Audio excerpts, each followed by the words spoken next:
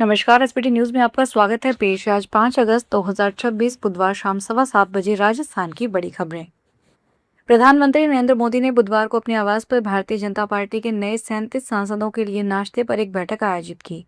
प्रधानमंत्री ने सभी सांसदों को सदन में मौजूदगी बढ़ाने और सदन के कामकाज में बढ़ चढ़कर हिस्सा लेने की सलाह दी।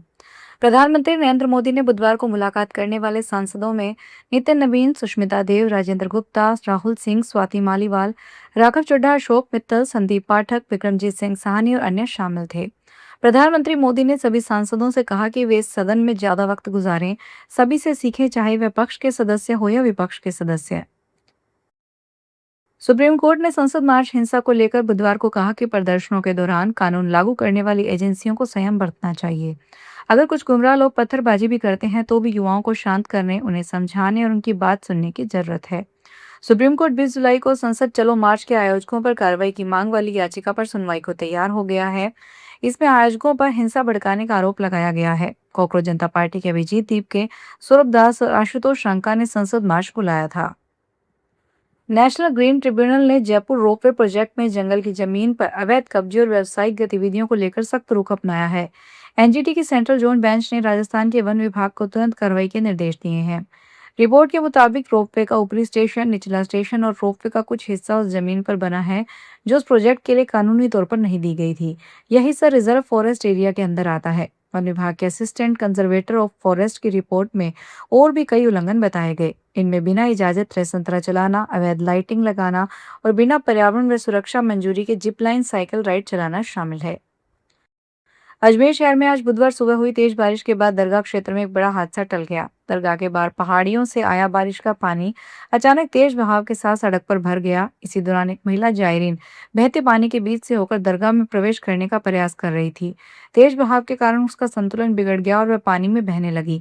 मौके पर मौजूद लोगों में अफरा तफरी मच गई। इसी बीच वहां मौजूद एक युवक ने तत्परता दिखाते हुए तुरंत महिला का हाथ पकड़ लिया और उसे सुरक्षित बाहर निकाल लिया।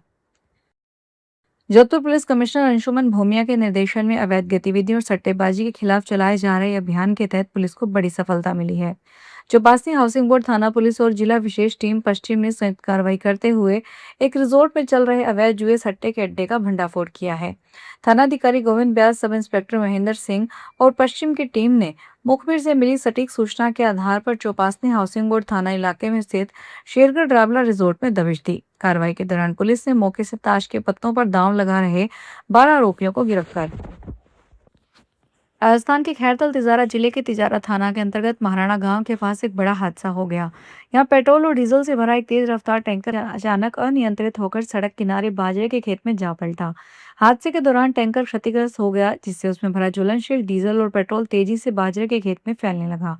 टैंकर पलटने और खेत में डीजल फैलने की खबर मिलते ही आसपास के गांवों में हड़कंप मच गया। महाराणा, हसनपुर और मलिया जाट गांवों के स्थानीय निवासी बड़ी संख्या में मौके पर एकत्र हो गए। लोग अपने घरों से बर्तन, बाल्टियां, डिब्बे और कैन लेकर खेत में पहुंच गए और बहते हुए डीजल को भरने की होड़ मच गई। केंद्रीय मंत्री नितिन गडकरी को बॉम्बे हाईकोर्ट से बड़ी राहत मिली है। अदालत ने उनके और उनके परिवार को सरकार के E20 एथेनॉल ब्रांडिंग कार्यक्रम से जोड़कर फैलाए जा रहे कथित मान हानिकारक और डीप फेक कंटेंट पर अंतरिम रोक लगाने का आदेश दिया है। हाईकोर्ट ने सोशल मीडिया प्लेटफॉर्म और अन्य डिजिटल इंटरमीडिएटरीज को ऐसे सभी आपत्तिजनक पोस्ट, वीडियो और सामग्री हटाने के निर्देश दिए हैं।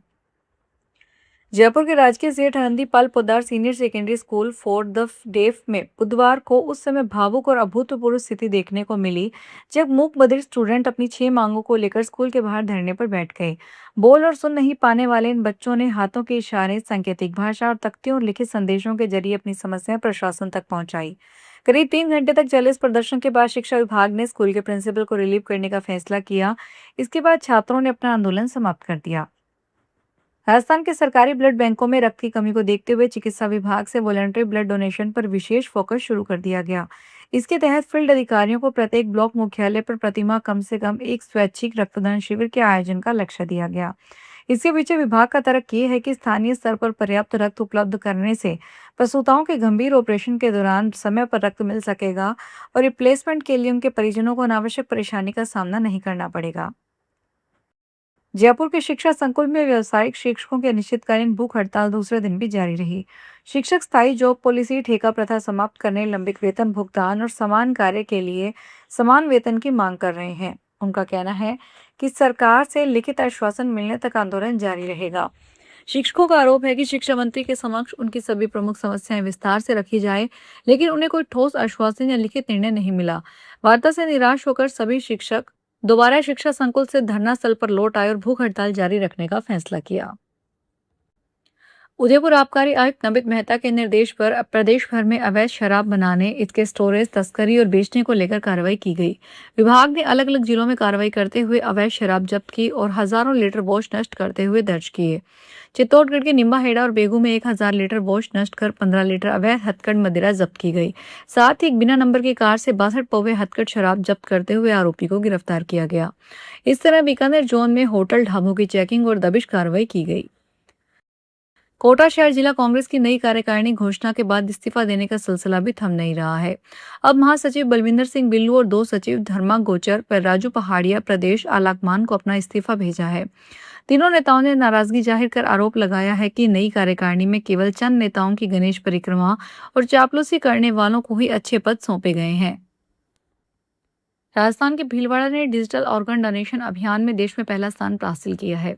गुजरात का अहमदाबाद दूसरे नंबर पर रहा। प्रधानमंत्री नरेंद्र मोदी की पहल पर चलाई गई डिजिटल ऑर्गन डोनेशन अभियान को भीलवाड़ा कलेक्टर जसमीत संधू ने जन आंदोलन बना दिया।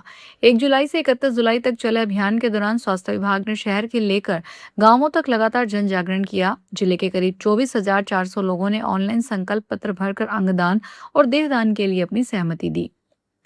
चीनी की कीमत और सप्लाई की चिंता अब केवल घरेलू बाजारों तक ही सीमित नहीं है, बल्कि ग्लोबल मार्केट में भी इसका असर देखने को मिल रहा है।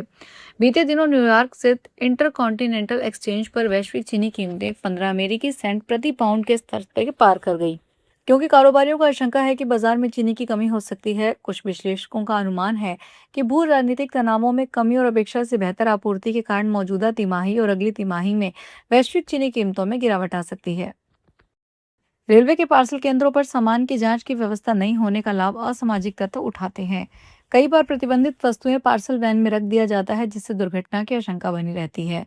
इसके समाधान के लिए दिल्ली के 4 प्रमुख पार्सल केंद्रों नई दिल्ली, पुरानी दिल्ली, हजरत निजामुद्दीन और आनंद विहार टर्मिनल्स में advance x ray parcel scanning system लगाए गए हैं। इससे खतरनाक और प्रतिबंधित वस्तुओं का पता लगाया जा सकता है। पहले इन पार्सल केंद्रों पर ग्राहक द्वारा पैकेट में रखे गए सामान की जानकारी के आधार पर उसे ट्रेन के पार्सल वैन में लोड करने की अनुमति दे दी जाती थी। फिलहाल इस बुलेटिन में इतना ही, फिर हाजिर होंगे बड़ी खबरों के साथ।